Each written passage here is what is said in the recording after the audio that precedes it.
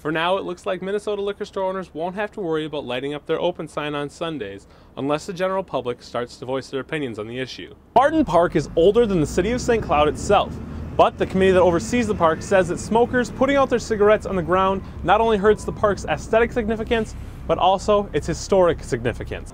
Most schools offer remedial courses to try and fix problem areas, but if a student can't get their test scores up, they may see the door to graduation slammed in their face.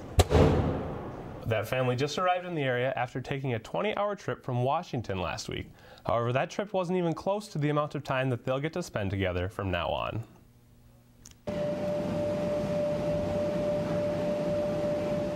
Devin and Melissa Sesnick and their 5 kids packed up their things and started a new life here in St. Cloud.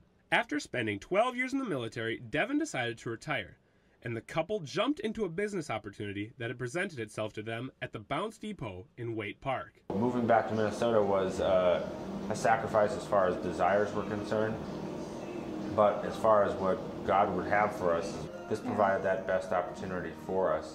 While Devin gained some valuable experiences from his time in the military, he also missed out on some experiences with his family. My wife pretty much was raising our son alone. I'd get little snippets of time with them and really missed out on a lot of milestones that could never get those moments back. But I signed up and volunteered to do it, so I knew it wasn't without sacrifice. Melissa, who spent 9 years running a daycare of her own, is especially excited about the opportunity. I'm excited that we can do this as a family, and I'm really excited that he'll be out of the military and we get to kind of pick where we live. We'll be able to be close to family. It's really nice that we get that opportunity. Devin expects things to be a little different with the people he'll spend his time with due to the difference in ages and life experiences. They're just so innocent that it's refreshing, as opposed to working with people that have kind of become cynical about the world. It's a big life change, but it's one the family appears to appreciate.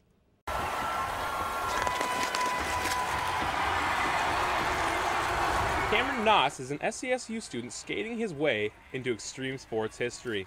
Cameron took 3rd overall last weekend at the Red Bull Crashed Ice event in St. Paul. This sport, ice cross downhill, is a new experience for many Americans, including Cameron's roommate. I was actually blown away. It was actually, like 150,000 people showed up.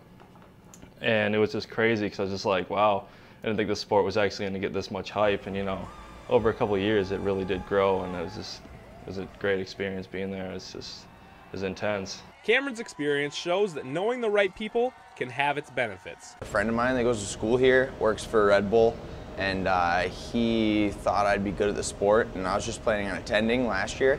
And 2 weeks before the event, he came up to me and he said, I have this prospect pass, basically a golden ticket into the event. I ended up going for it. I was ranked the top American in that event, and I've been doing it ever since. Because the sport requires a downhill ice slope, it can be a little bit harder for American competitors like Cameron to find a place to train.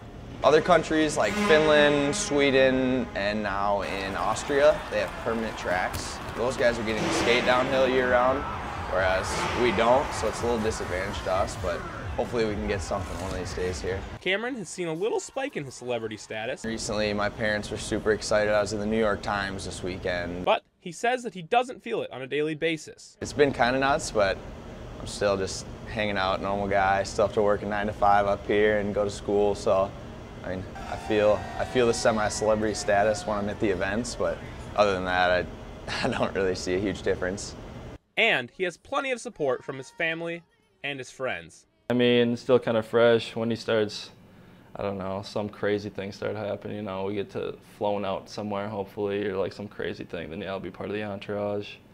But for the most part, just the roommate at the moment. Brent Johnson, reporting for UTVS News. Reading is beneficial to everybody. It's something that you can educate yourself with, it's something you can entertain yourself with.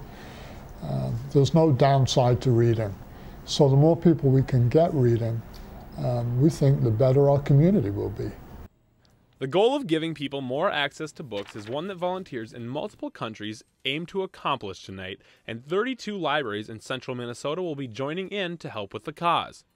Volunteers are recruited, they're given a box of 20 books, and they're asked to go out and distribute those books in the community. World Book Night volunteers won't be found here at the St. Cloud Library tonight. Instead, volunteers will be going to parts of St. Cloud where some people may be experiencing the joys of reading for the first time. When I originally started into treatment, I got on the assistance from the county and from the state, and I had my eyes checked because I was having problems reading. I'd read so much and I'd get blurry and I'd just get frustrated. Now, Michael is in luck because one of his favorite new activities is being brought to him and the other men at the Dream Center free of charge. A few authors have given up their royalties and publishers paid to print the books so that everyone can get the opportunity to become a bookworm.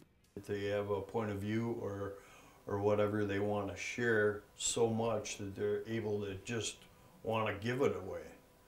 I think that's amazing.